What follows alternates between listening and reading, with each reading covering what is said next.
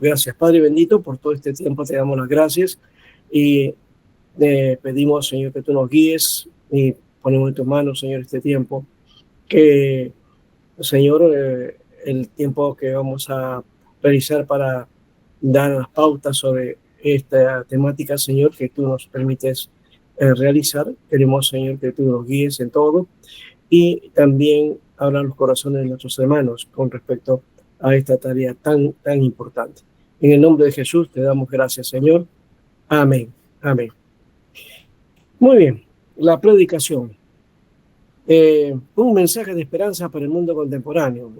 Eso me hace acordar a una de nuestros medios que todavía existe en el medio de comunicación, uno de los primeros medios que tuvimos, que hablaba decía, creo que era algo así como una señal para un mundo apresurado, ¿no? Y una señal de esperanza. Y la señal de esperanza está en la palabra, por supuesto. Y de hecho, desde esa perspectiva, tenemos que ir a predicar, ¿no?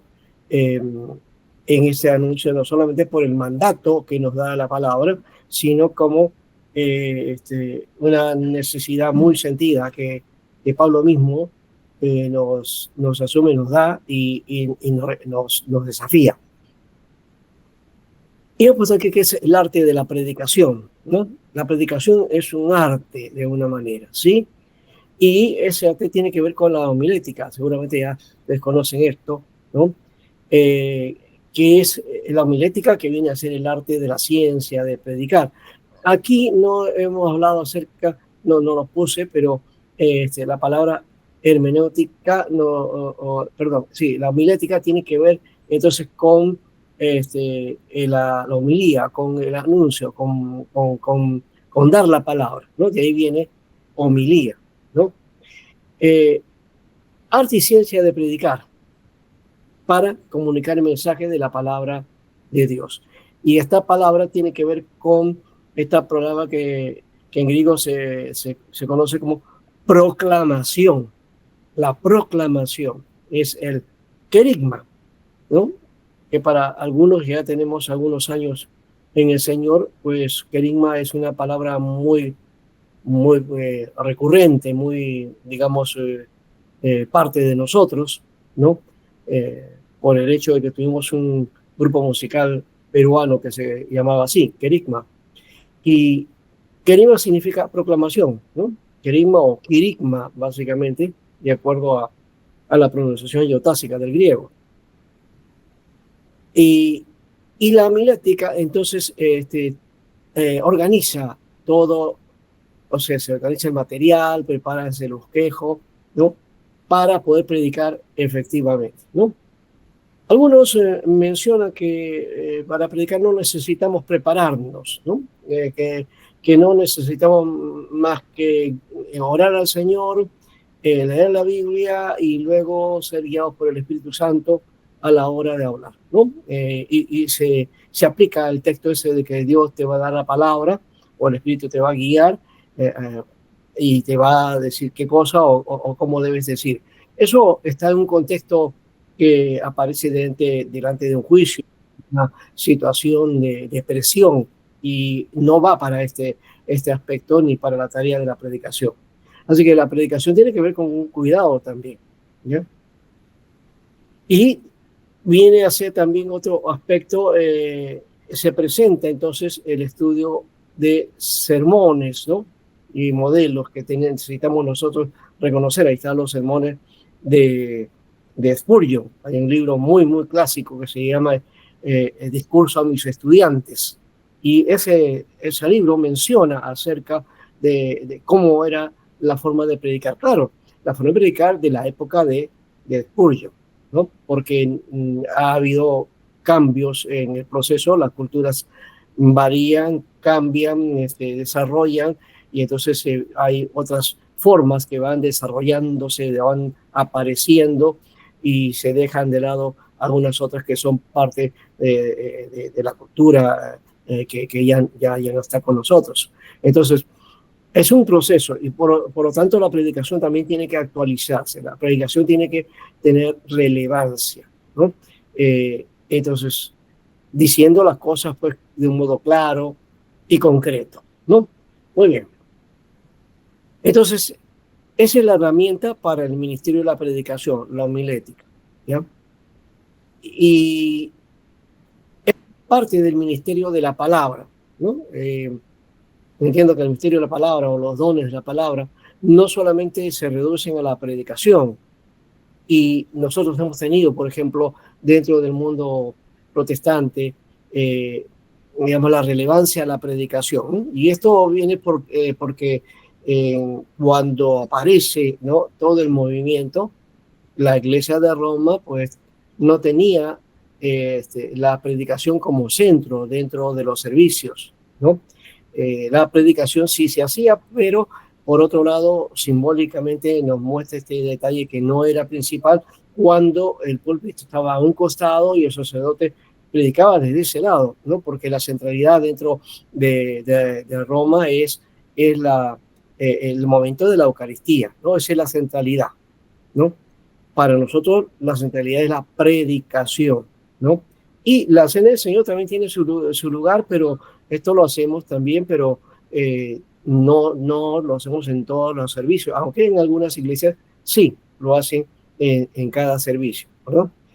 Son pocas, pero algunas lo hacen. Ahora, entonces, la predicación, entonces, es una de las responsabilidades del pastor, ¿no? Y generalmente lo que se hacía hasta más o menos un tiempo, y me parece que todavía continúa esto, es la eficiencia del hecho de la predicación en el pastor, ¿no? Un pastor que predica bien, entonces es un predicador de éxito, ¿no? Pero no necesariamente debe predicar bien. Lo que necesita es tener el mensaje y dominar la predicación de alguna manera adecuada, pero también tiene que tener los demás recursos, ¿verdad? Dentro de lo que tiene que ver con el ministerio de la palabra, la enseñanza, la administración, la consejería, las tareas propias de dar a conocer el mensaje en los diversos formatos, ¿no?, que tiene que realizar.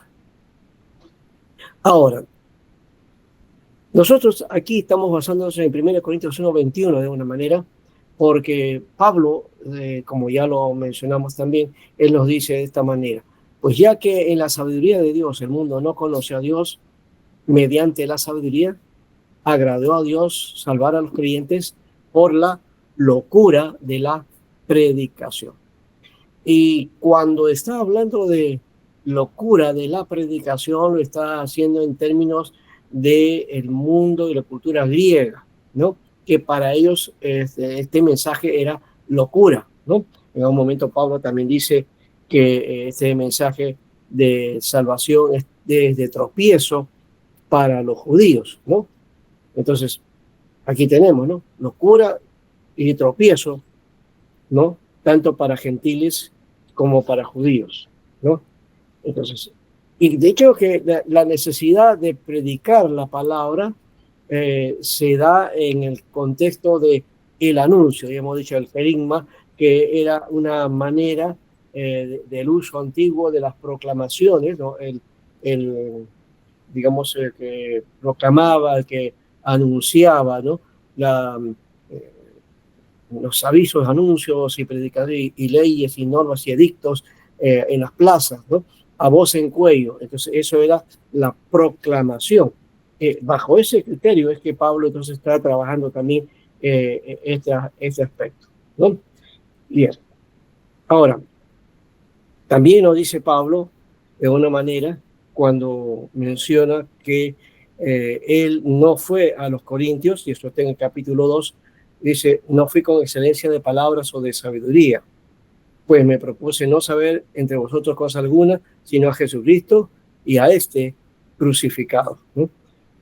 Así que aquí tenemos a una contrariedad. Algunos dicen: no, entonces si no es excelencia de palabra o de sabiduría, no está rechazando este hecho de prepararse o de usar de sabiduría. No, lo que pasa es que lo que está planteando aquí es que anuncia el testimonio de Dios no como primacía, ¿no?, tomando fundamento las palabras excelentes o la sabiduría, sino que lo que necesitaba es anunciar a Jesucristo de una manera sencilla. Esto no quita, y hemos dicho, el estudio, el análisis y la profundidad que es necesaria para esta práctica, ¿no? Bien, entonces, ¿por qué lo dijo Pablo? Porque dice en el versículo 14, pero el hombre natural no percibe las cosas que son del Espíritu de Dios, porque para él son locura y no las puede entender porque se han de discernir espiritualmente. Por ese motivo lo analiza, o sea, no es la bonita palabra, sino la profundidad y que el llegar al corazón y al espíritu de cada hombre para que se pueda entender y ser tocado por la palabra, ¿no? Entonces, hay diferentes formas también de paso de ver la predicación. Por ejemplo, aquí tenemos algunas definiciones. Unos dicen que es la comunicación de la verdad divina a través de un hombre con el fin de persuadir, ¿no? La palabra persuadir tiene que ver con persuasión. Persuadir no es convencer. Y si de alguna manera hay un convencimiento, es un convencimiento para convicción, ¿no? Para cambio, no de convencer solamente de mente. Predicación también es el gran medio seleccionado para difundir las buenas nuevas de salvación, ¿no? Es el medio, no es el fin, ¿no? Hay que tomarlo también desde esa perspectiva. Ningún mensaje es el fin, ninguna preparación o tarea que hagamos es el fin o el propósito. Ese es el medio que utilizamos para dar el anuncio de las buenas nuevas. Por otro lado, también es un evento vivo donde Dios confronta al ser humano con su acto de reconciliación en Cristo. De ahí que el predicador ha de entender a sí mismo como, o sea, ha de entender como embajador, ¿no? Es un embajador, es alguien que está, digamos, como un heraldo, ¿no? Que es justamente la palabra que se me estaba escapando. Heraldo era el que daba el anuncio, ¿no sé, los edictos. Bueno, es el heraldo, es el embajador, ¿no? Y lo dice en 2 Corintios, que somos nosotros embajadores de Cristo anunciando la reconciliación al mundo, ¿no? Nosotros hemos sido reconciliados para reconciliar al mundo con Dios o a Dios con el mundo, ¿no? Esto no significa que le pasemos por alto sus pecados, ¿no? Que cuando es necesario anunciarlo, lo tenemos que decir. Hoy, lastimosamente, en púlpitos se dice que ya no hay necesidad de decirles que son pecadores, porque ya la gente lo sabe. Y no es así, porque más bien el concepto de pecado como que se ha diluido en la sociedad, ¿no? Por otro lado, la necesidad de decirle solamente que Cristo entre a su corazón. Y eso es suavizar el mensaje. Creo que ahí tenía que tomar en cuenta este aspecto para cambiar esto y volver al principio de la necesidad de la interpelación, ¿no? De interpelar al corazón. Por otro lado, entonces, tomando las definiciones, vamos a reflexionar aquí, ¿qué es predicar? Muchas veces pensamos que cuando enseñamos estamos predicando, ¿ya? La importancia de la capacitación. Parte de enseñanza en la predicación, de hecho que sí, si no está el elemento de enseñanza dentro de la predicación, entonces no se podría entender, ¿no? Pero predicar es afirmar las verdades de Dios, ¿no? Y de una manera enfática, ¿no? Como decíamos, la predicación se enseña, pero no es exactamente una clase, ¿no? Sino es proclamar las verdades de la palabra de Dios. Y entonces hay que hacerlo de la manera más apropiada y más adecuada, ¿no? Y ese es entrar al público, ¿no? De una manera oral, dar las verdades, ¿no es cierto? Como menciona acá, la verdad de la religión, especialmente del Evangelio de Cristo, ¿no? De paso, a nosotros no nos gusta hablar acerca de la religión, decimos que no, nosotros no somos religión, pero la palabra sí usa la palabra religión, ¿no? Santiago habla hasta 2, 3 veces acerca de la palabra religión y lo hace de una manera positiva. En algún momento hace también una expresión negativa, ¿no? Pero sobre todo lo hace positivo para los que practican la fe, ¿no? Entonces, no le tengamos miedo a ese aspecto de la palabra religión. La religiosidad es otra cosa, o el ser religioso, eso sí, pero la palabra religión no, porque estamos dentro de ese espacio, de ese espectro, digamos, que tiene que ver con la fe. Ahora, muy bien, hemos tomado esto en cuenta, vamos entonces a este otro lado también. Que la predicación entonces tiene que ver con la comunicación, ¿no? Eso me hace acordar a nuestro hermano que Orlando Costas, ¿no? Que tiene su libro sobre eh, la predicación por medio de la comunicación, ¿no? Yo creo que al revés, la comunicación por medio de la predicación. Se comunica la palabra predicando, pero hay un uso básico, es la predicación, es comunicar las verdades de Dios, ¿no? Bueno, aquí tenemos este cuadro que generalmente se utiliza para todo lo que es la comunicación, ¿no? Cuando se enseña curso o módulos sobre comunicación, ¿no? Trabajamos este aspecto y cada uno de estos detalles lo vamos analizando. Hoy día no lo vamos a hacer, sino simplemente lo estamos señalando nada más, ¿no? Donde hay un emisor, ¿no? Que da con la codificación, ¿no? Y emite mensajes. Hay un canal, ¿no? Que transmite esta señal, este mensaje, ¿ya? Viene la recepción del mensaje y se va decodificando, ¿no? Pues codificación y decodificación son términos recientes, digamos, o de nosotros, lo utilizamos ahora, ¿no? Codificar es entonces comunicar, dar uso con el idioma, con los métodos que tenemos y la persona que nos recepciona o las personas nos van a recepcionar esto y tienen que decodificar. Eso se hace así, se hace usando pues la mente, el cerebro, la gente va analizando, ¿no? Si entiende o no entiende lo que se le está dando, ¿no? Y ese es el receptor, ¿no? Y una de las cosas que tenemos entonces acerca de este otro es que cuando el receptor entonces recibe el mensaje ya, y lo ha entendido, ya lo ha decodificado, entonces hay una reacción y esa reacción le llamamos retroalimentación, ¿no? O feedback, ¿no? Entonces básicamente es esto, ¿no? Fuente y destinatario y el mensaje que tratamos de proclamar o anunciar, ¿no? Esto se utiliza, como hemos dicho, en todo lo que es comunicación, ¿no? Aquí otra forma también, y esta, ¿no? Fuente, la codificación del canal, ¿no? El canal puede ser la voz, ¿no? La decodificación después del receptor y luego entonces reacciona al mensaje, ¿no? Pero vamos a esto ya que estamos hablando de predicación contemporánea. ¿Qué es predicar hoy? ¿Qué es predicar hoy? ¿Ya?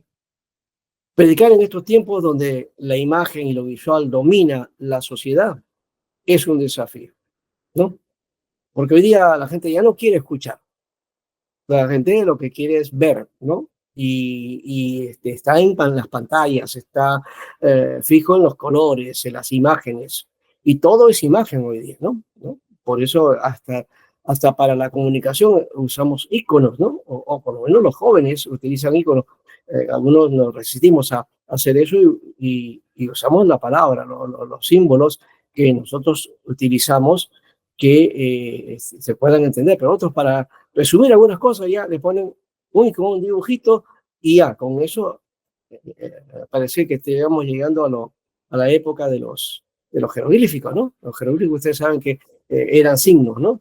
Signos de animalitos y otras formas que tenían un significado o que tenía que ver con eso. Y esto me hace acordar a este joven Champollion, que es el que descubrió y descifró los jeroglíficos, ¿no?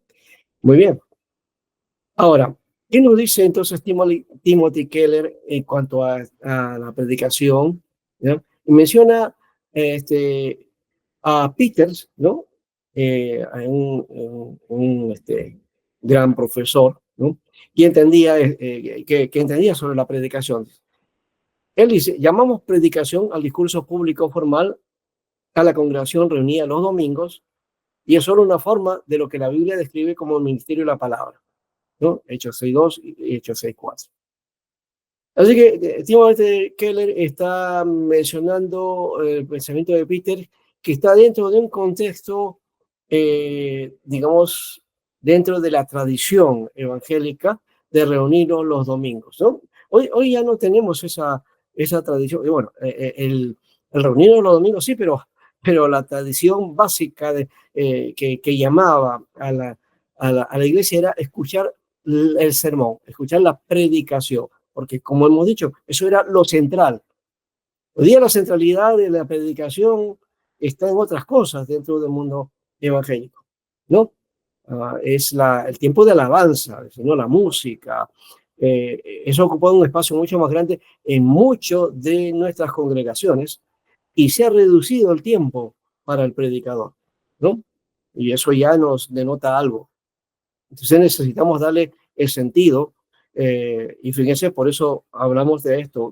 ¿Cómo pensaban en un tiempo atrás, ¿no? Estos predicadores que hablaban de que la predicación era el discurso público que se daba en la congregación los domingos? Ese es el momento, ¿no? Ahora, entonces, ese es el momento, es la forma de transmitir la palabra de Dios, ¿no? Ya sabemos que no es la única actividad para recibir la palabra y ser transformado. Hay diversos dones y ministerios de la palabra que completan la labor en el creyente, la enseñanza y la exhortación. Y todo esto se hace por medio de la palabra. Eso también lo menciona Keller, y creo que así es. Entonces no basta con la predicación, aunque la centralidad, como hemos dicho en su momento, se dio y era necesario, pero también era necesaria la enseñanza, la exaltación, la consejería, el acompañamiento, el seguimiento, todo aquello que corresponde a comunicar la palabra.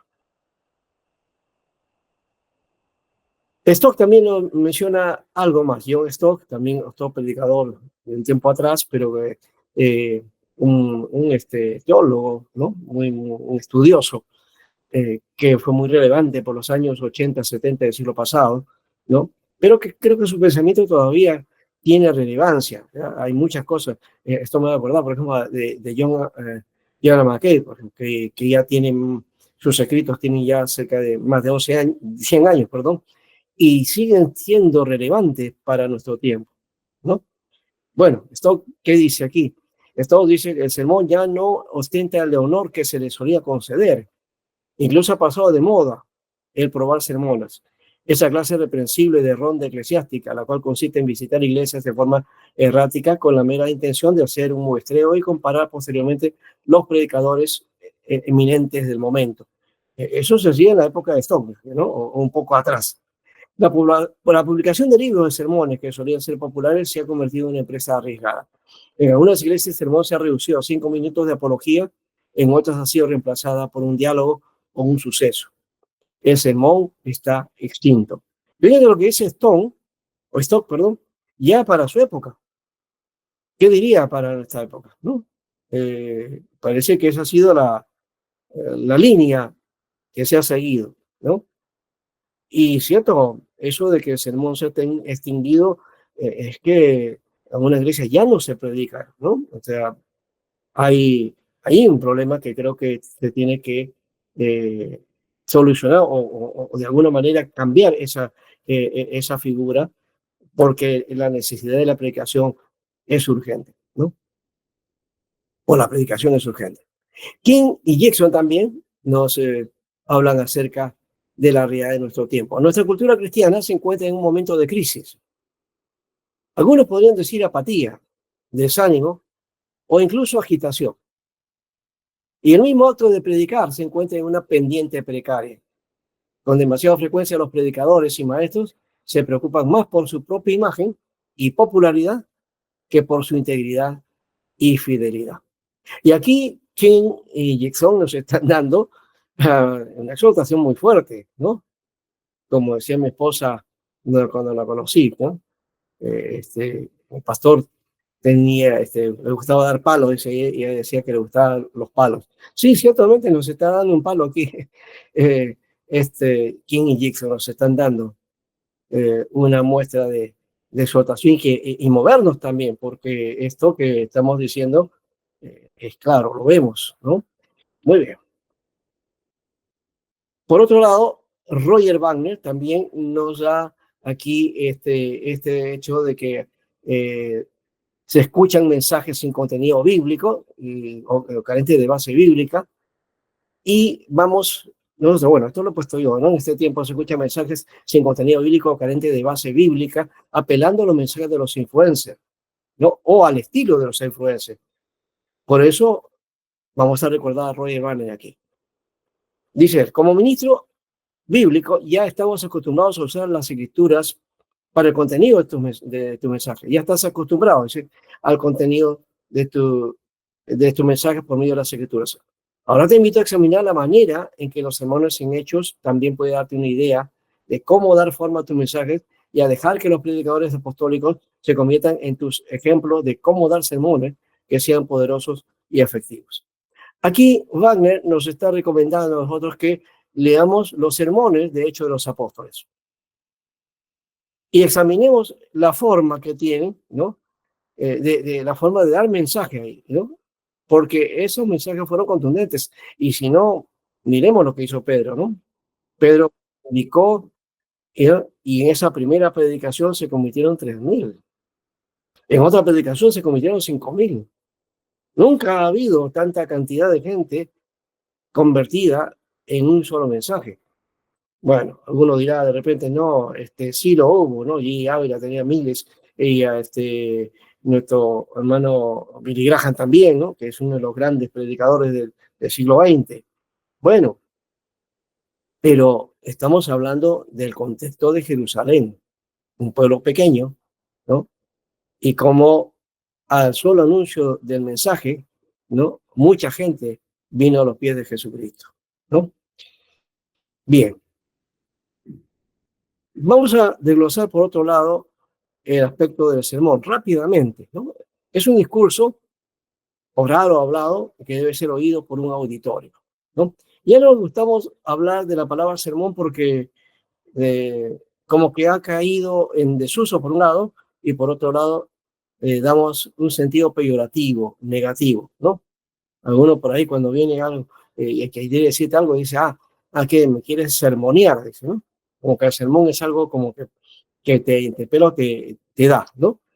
Bueno, decimos que entonces que es un discurso oral o hablado y que debe ser oído por un auditorio. Esto requiere que las palabras no solamente sean audibles, sino pronunciadas de tal manera con tal claridad que puedan ser entendidas por los que están ahí, ¿no? Y, y que de hecho así deberían ser las predicaciones, ¿no? También es un acto que va dirigido a la mente popular. Bueno, popular, no solamente popular en el sentido de lo sencillo, estamos hablando de lo sencillo, ¿no? No de lo académico, no del conocimiento, aunque no deja de tener eso, de hecho que se necesita también educar al pueblo, ¿no? Por lo tanto, expresada en palabras bien comprensibles, 1 Corintios 14:9 dice ahí, ¿no? Acerca de, con 10 o las pocas palabras que puedo hacer, pero básicamente tiene que anunciarse con claridad y con sencillez, ¿no? De hecho, nuestro Señor Jesucristo usó un lenguaje tan sencillo que su auditorio, compuesto por su mayoría en gente de pueblo, lo entendió fácilmente. Y hablar sin ser comprendido es malgastar el tiempo, de hecho. Ahora, esto también tiene que ver con adaptarse a los auditorios en todo caso, ¿no? Jesús hizo esto porque fue al pueblo, a la gente popular y predicó ahí, pero también cuando iba a otros lugares, de hecho, seguramente su lenguaje era otro, ¿no? Como en el caso de cuando le va a anunciar a Nicodemo, cuando Nicodemo va y le pide una explicación sobre lo que él realizaba, ¿no? Pero, por otro lado, Pablo también nos muestra esto, ¿no? Ahora le predicó a gente sencilla, pero también le predicó a grandes dignatarios o por lo menos a gente que estaba en el poder, ¿no? Ahí está el procurador Félix, por ejemplo, o Agripa, ¿no? Y se supone que también fue apeló a César, ¿no? Eso no lo encontramos en la Biblia esta parte, pero por lo menos encontramos que él llevó la palabra a diferentes lugares y a personas que tenían por lo menos no solamente un lugar público de poder, sino también era gente con capacidad, ¿no? Y de hecho, por eso también va a los griegos, ¿no? Y hasta utiliza, ¿no? Los mismos pensamientos y a los poetas griegos, por ejemplo, ¿no? En un momento en Atenas, su predicación acerca de eso es tremenda. Bueno, por otro lado, también el sermón se basa sobre verdades contenidas en la Biblia. Son verdades de la Biblia.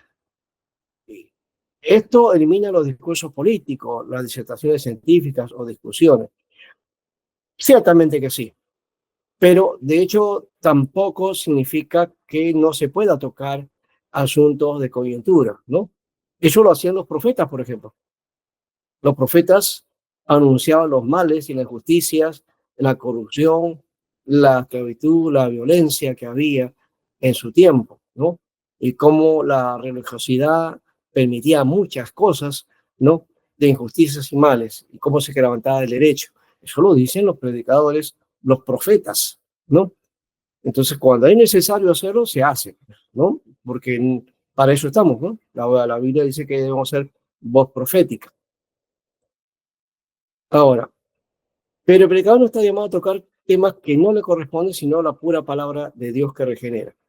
Entonces, no vamos a hablar de ciencia, no vamos a hablar de deporte, a menos que, ya hemos dicho, alguna de estas cosas abonen al mensaje o tengan que ver con el tema que estamos discutiendo, ¿verdad?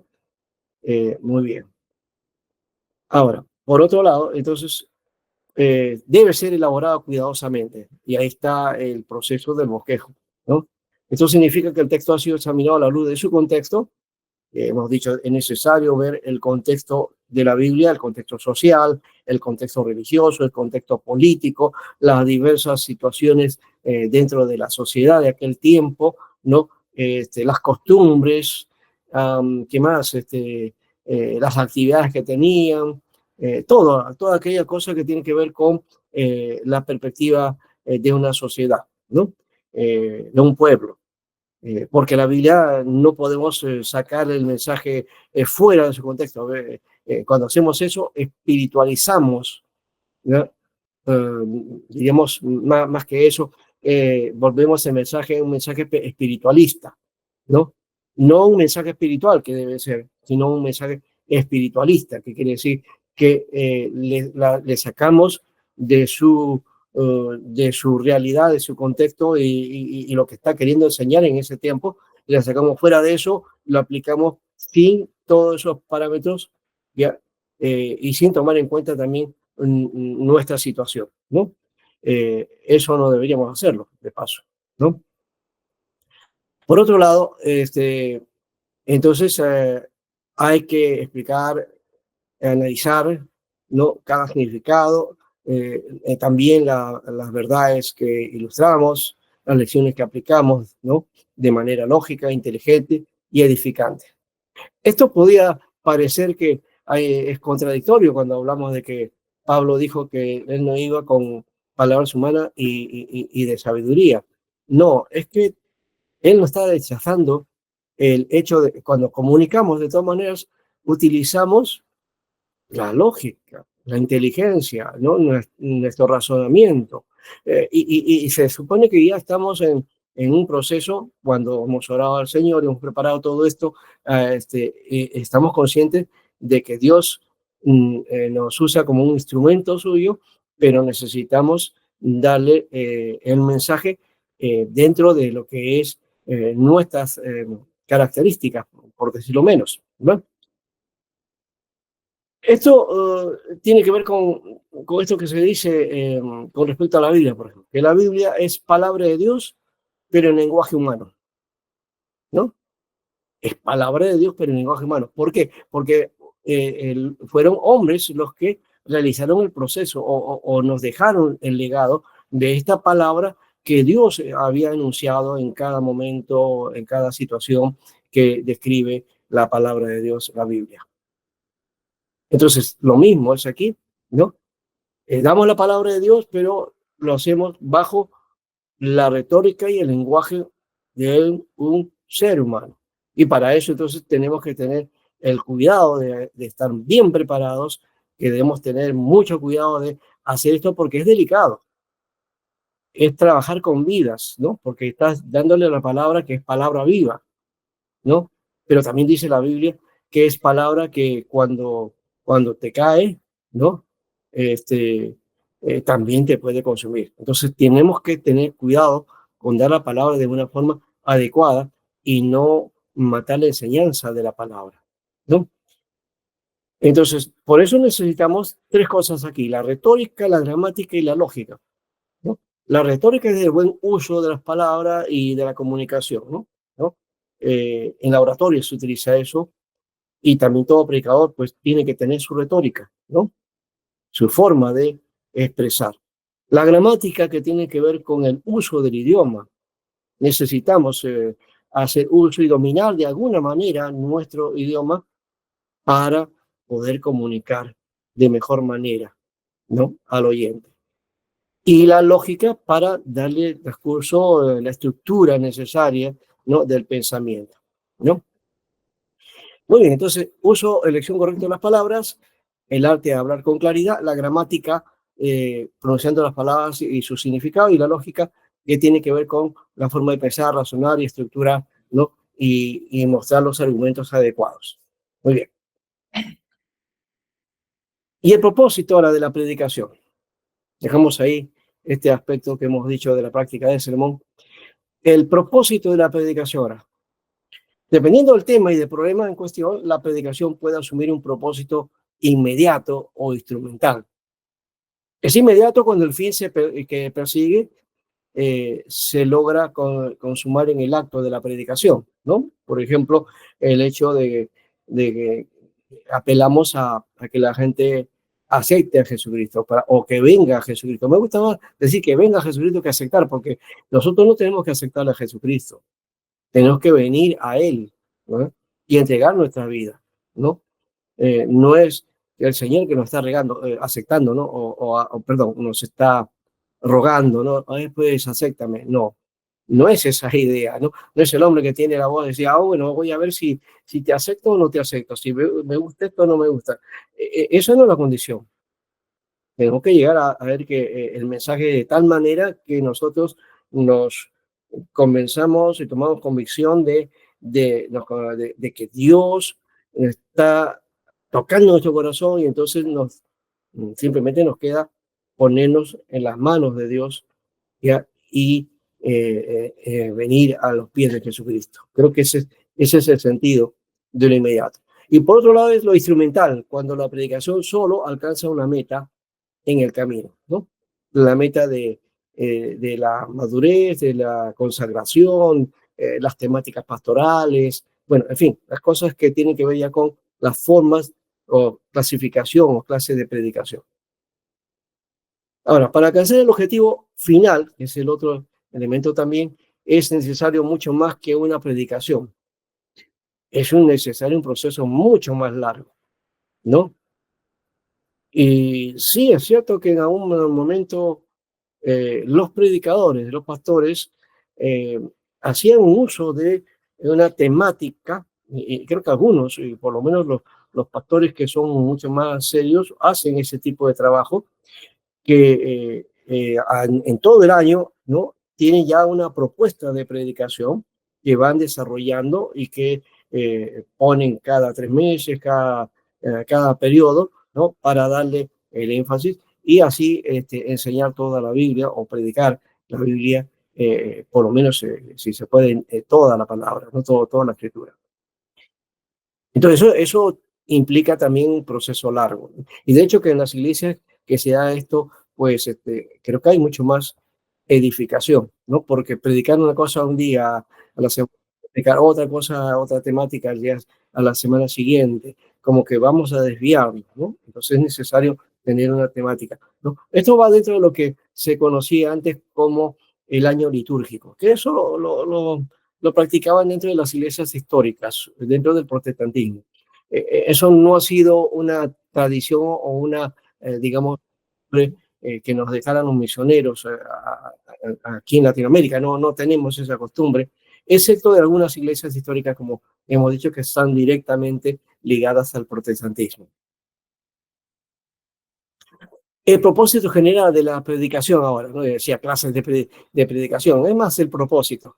Aquí tenemos 7. ¿No? Evangelístico, que ya hemos dicho, es la apelación a, al ser humano que necesita de Cristo. Lo doctrinal o didáctico tiene que ver con la enseñanza. ¿Eh? La parte de la consagración es la dedicación, ¿no? Y es siempre hacer la rememoración, ¿no? O la conmemoración. Me hace acordar a un tema que dentro de la historia de la iglesia se daba, ¿no? Que se llama anamnesis. Anamnesis, que es la recordación, ¿no? Constante de nuestra entrega al Señor, de nuestra relación con el Señor, ¿no?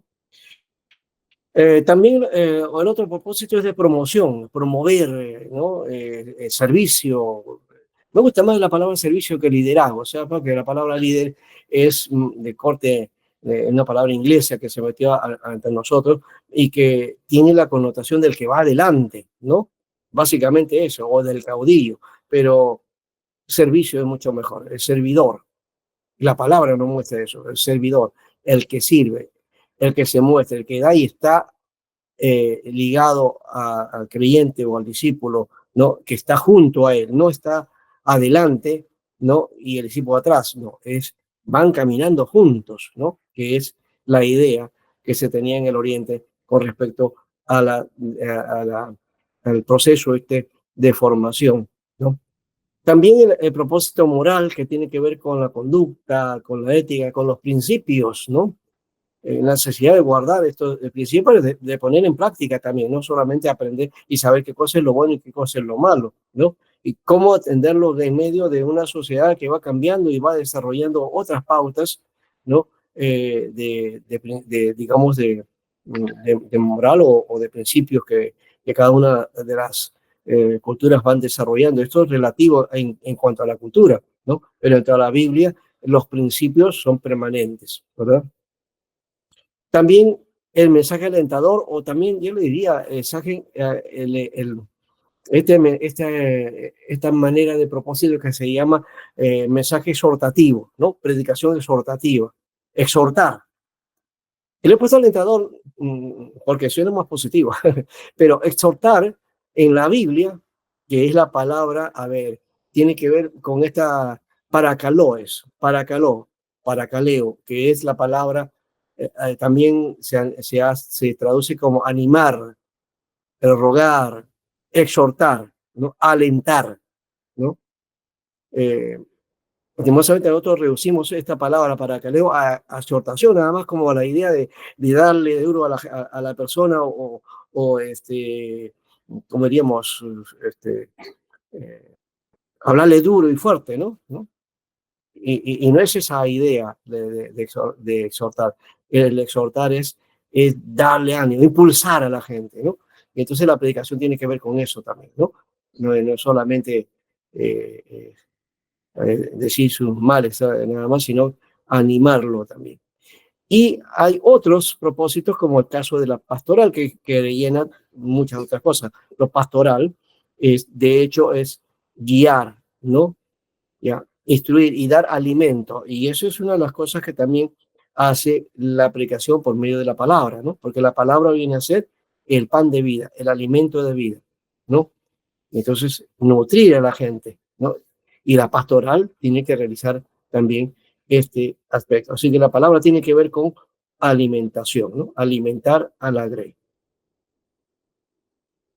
Ahora, por otro lado, en este tiempo tenemos nosotros muchos medios y la proclamación, la predicación ahora, ya no solamente es en los púlpitos, ¿no?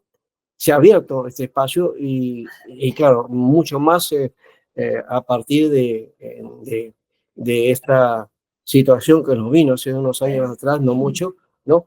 Que la pandemia, y cerramos todo, no solamente la iglesia, algunos dicen que la iglesia cerró, no, la iglesia no fue obligada a cerrar, toda actividad humana se cerró, ¿no? En todo el mundo, ¿no? Y entonces nos volcamos a la internet, digamos, todo, a las redes, ¿no? Y esto impulsó muchas cosas y hoy día se dan pues, programas, enseñanzas, predicaciones, clases, preparación, capacitación, de diversas cosas, pero también de la palabra, ¿no? Y hay varias formas, ¿no? Tanto muy buenas y otras también no muy adecuadas, ¿no? Entonces uno tiene que saber discernir qué cosa es lo que se da y tiene que saber disgregar bien para que no vaya a ser alguna cosa que nos enseñe que no es correcta. Necesitamos entonces usar el Internet y las redes de manera especializada, saber utilizarlas y aprender a usar estos medios, ¿no? eh, en el grupo de hermanos especialistas competentes que administren las redes. Esto creo que lo hay ya en muchas iglesias, ¿no? No en todas, pero en muchas ya tenemos eso. Y lo mínimo que tenemos, por lo menos, es un proyector, ¿no? Y una pantalla o una laptop, ¿no? Para desarrollar, entonces, y como apoyo para la predicación. Pero el uso de páginas web, por ejemplo, ¿no?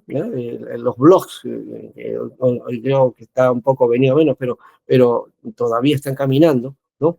En el Facebook, ¿no? En vez de mandar fotitos y ver cosas por ahí, pues también esa es una forma de dar también la palabra, ¿no? El Twitter, ¿no? O ahora X, ¿no? Que también es otro medio, o el Instagram, ¿no? O el TikTok. Antes esto era para diversión, pero ahora veo que muchos predicadores hacen uso de esto y también maestros de la palabra, ¿no? El medio del Zoom, ¿no? Bueno, acá tenemos el Google Meet, ¿no? Pero está el StreamYard, el Zoom, que también son medios para utilizar, ¿no? Y para predicar, ¿no? Yo por lo menos el que utilizo mucho es el StreamYard y también el Zoom, ¿no? El Google Meet lo utilizo para enseñanza, no, básicamente no lo uso para predicar. Y también hacerse de un medio digamos, que pueda ser instrumentalizado o de ayuda o de apoyo para la predicación. Entonces, presentaciones, ¿no? En PowerPoint, también que es lo más común, en alguna manera también el Canva, que es otro sistema, ¿no? Y otros más que hay por ahí, ¿no? Eh, sí, pero no, Pricer, creo que es Pricer es el otro también. Bueno, en fin, hay muchos otros modelos de presentación que pues nos dan dinámica también para esto. Pero son solamente, como hemos dicho, no son elementales, no son muy importantes, son solamente de apoyo, ¿no? Uso de videos, audios y de escritos también, ¿no? Y ahora también la inteligencia artificial, ¿no? ¿No? Que viene a hacernos un cambio radical o de alternativa, que debemos saber utilizar, ¿no? No es que la inteligencia artificial hace todo, ¿no? Uno es el que maneja todo ese aspecto y de hecho, si conoces la materia, de hecho que vas a darle tu enfoque y el gusto tuyo o la característica que tienes, ¿no? Para hacer uso de esto. No debemos simplemente pensar en que ya la inteligencia artificial me da a mí el bosquejo y todo y lo hago igualito como me lo diseña. No, tengo que ponerle mm, también lo mío y cambiar también y darle el matiz, o sea, hacer que es tuyo, no de la inteligencia artificial, ¿no? Ah, hay entonces, y la iglesia y la diversidad de congregarse ahora, ¿no? El culto presencial, el culto en redes, el cultos mixtos, hay diversas formas hoy día y ya no podemos nosotros decir que la iglesia no está cerca de nosotros. Nosotros hay que utilizar eso de manera positiva, ¿no? Eh, a veces pensamos que lo presencial es lo único, sí, es importante, pero también hay otras formas en que la iglesia asume también y los creyentes deben utilizar estos medios, ¿no? Entonces los predicadores debemos estar activos a esto o dispuestos a este aspecto. Muy bien. Ahora, Para ir terminando, la situación de la iglesia y del mensaje de hoy. La iglesia evangélica es muy rica en matices. Las tendencias son diversas. Sí, no somos un movimiento único, somos diversas iglesias con diversas posturas y que nos unen verdades centrales, verdades fundamentales, primarias, ¿no? En las que todos creemos. Luego ya vienen los matices de cada uno, ¿no? Así que las tendencias son diversas, ¿ya? Pero nos une la justificación por la fe, la gracia en Cristo, la predicación del Evangelio del Reino, la proclamación de Jesús como el Cristo, el Salvador y Señor. Todo esto nos une, ¿no? Y nos guía. Pero de hecho, ¿cómo hacemos la predicación? Por otro lado, vivimos tiempos difíciles, el amor a Dios se ha enfriado, hay mucha religiosidad, sí, hay mucha énfasis religioso, sí, pero hoy día nos hemos enfriado. Y de hecho que parece que a partir de la pandemia ha habido también un resultado bastante nefasto a esto, ¿no? En vez de ser más solidarios, más sensibles a lo humano, nos hemos vuelto más indiferentes, muy indiferentes, ¿no? Y creo que algo nos está pasando, creo que esta enfermedad, esta pandemia nos ha afectado como seres humanos, ¿no? Pensamos que el mundo iba a cambiar y iba a ser mucho mejor, y hoy estamos viendo que el mundo está peor. ¿Mm? Y por otro lado, el mensaje del Evangelio se ha vaciado de contenido, ¿no? Ya no tenemos el contenido esencial, ¿no? Se habla de otros temas y especialmente se centraliza en el ser humano para su satisfacción, para su acomodo, para que esté bien. Y nosotros en la iglesia no estamos para eso, estamos para que el creyente y la gente tome al Señor como su Señor y guíe su vida en función a la guía del Señor. Necesitamos volver al sencillo mensaje del Evangelio para enseñar los principios del reino de Dios y ser seguidor de Cristo comprometido en la causa del reino. No es prosperidad, como se dice en algunos, o en otros que están buscando alguna palabra especial, una palabra profética, una palabra... No, todo esto tiene su lugar, pero si se extrema y se centra en eso nada más, entonces hemos cambiado el mensaje. Necesitamos tener cuidado con eso. La palabra nos dice que el Señor nos da vida abundante y la prosperidad tiene que ver con eso, con la vida abundante, con la vida en Cristo, ¿no? No es prosperidad material, ¿no? O prosperidad acumulando o teniendo cosas. Eso es lo que este sistema nos está apurando, nos está implementando, ¿no?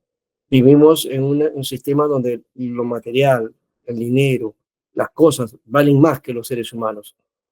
Y no, nosotros somos del reino de Dios y son los seres humanos lo que valen. Y necesitamos mirar al prójimo, al ser humano, para volver y para mirar que necesitan de Cristo. Somos nosotros los llamados a eso, ¿verdad? Y por eso algunas tendencias de estos tiempos. La centralidad en el líder, el ungido y no Cristo. El ungido entre comillas, porque todos somos ungidos de paso, ¿no? Si no fuéramos ungidos no seríamos de la iglesia, no seríamos cristianos. Cristo significa ungido. Y cristianos también son, la raíz viene de ahí, ¿no? Cristo, cristianos, ¿no? Viene de Cristo. Entonces somos seguidores de Cristo, somos seguidores del ungido y por lo tanto todos, dice la Biblia, tenemos la unción del santo.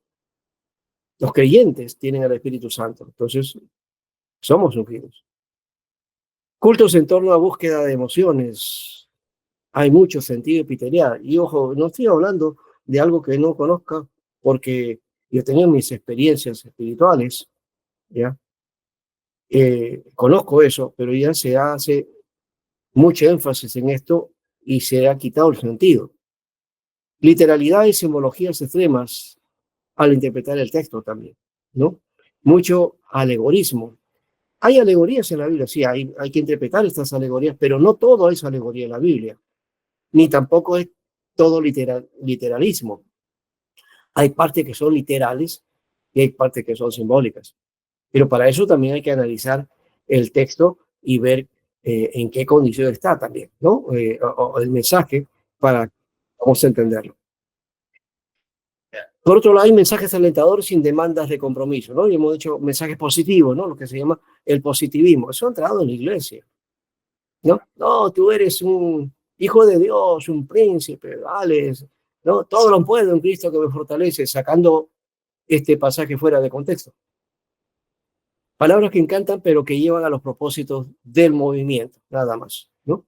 Adoración y alabanza centradas en la música que cautiva. Bonita música, hermosa, cautivante. Letras también muy pegajosas, que no dicen mucho. Y hemos dejado de lado los signos. Ah, dirá, pero ahora los signos, ¿para qué no? Los signos tenían mucha palabra y mucha enseñanza. No debemos renunciar a estos.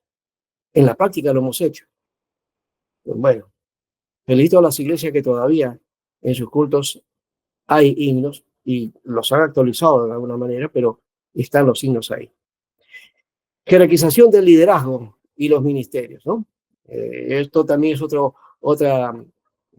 síntoma negativo, ¿no? De enfermedad, ¿no? El líder es el que tiene mayor peso que los demás. No, hemos dicho, nosotros estamos para servir.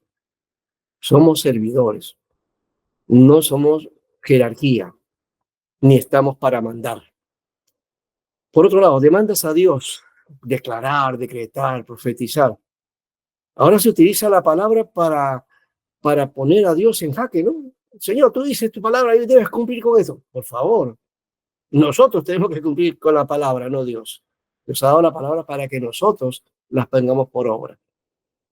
Y confesar la palabra para capturar las promesas, ¿no? Dice, ah, ya, entonces toma la promesa. Cuidado con eso también, ¿no?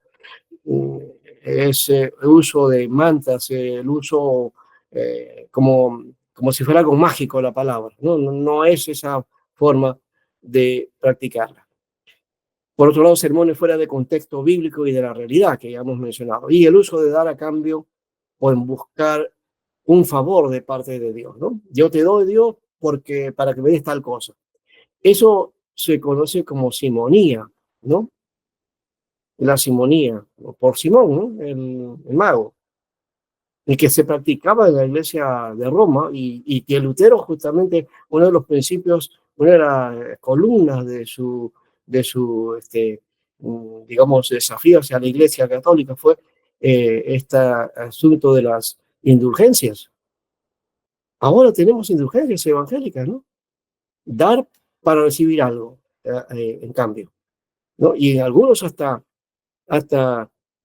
hablan de que dando dinero entras al cielo también. Y eso, yo no sé cómo es que se aguanta eso como bíblico, cuando eso no tiene nada de bíblico, ¿no? Bueno, son tendencias que tenemos, ¿no? De seguro que no son en todas las iglesias, de hecho, espero que así sea. Por eso necesitamos volver al Evangelio de Jesús, seguir a Jesús y no modas religiosas u olas de renovación que no tienen eso mismo, renovación. Y es cierto que necesitamos un avivamiento, sí, pero estas renovaciones no nos llevan a avivamiento. El avivar tiene que ver con tocar las fibras sensibles y el corazón de los seres humanos y que va a implicar un cambio también en la sociedad. Así lo muestran los avivamientos en la historia de la iglesia, ¿no? La iglesia necesita entonces una nueva reforma, revisar nuestra condición y hacer lo que Jeremías proclamó, detenernos para preguntar por las sendas antiguas y volver a ella si nos hemos salido del camino. Jeremías 6:16. Y para esto debemos usar todos los medios posibles para proclamar el mensaje de Cristo, pero a la vez mostrar con la vida el cambio que produce el encontrarnos con Dios. Y muy bien, creo que ahí terminamos con esto en este espacio. La palabra la hemos dado aquí y como centralidad ha sido el mensaje, pero también, y la predicación, pero era necesario también analizar nuestra situación para poder entonces ver la situación de nuestra proclamación, de nuestra predicación en este tiempo contemporáneo. Como dije, es un desafío. un desafío grande volver entonces a, a este modelo, a esta predicación, que no diría que modelo es el medio que Dios nos dio, ¿no? Para proclamar la palabra, ¿no? Proclamación, recuerden, proclamación. Gracias, hermanos, Dios les bendiga.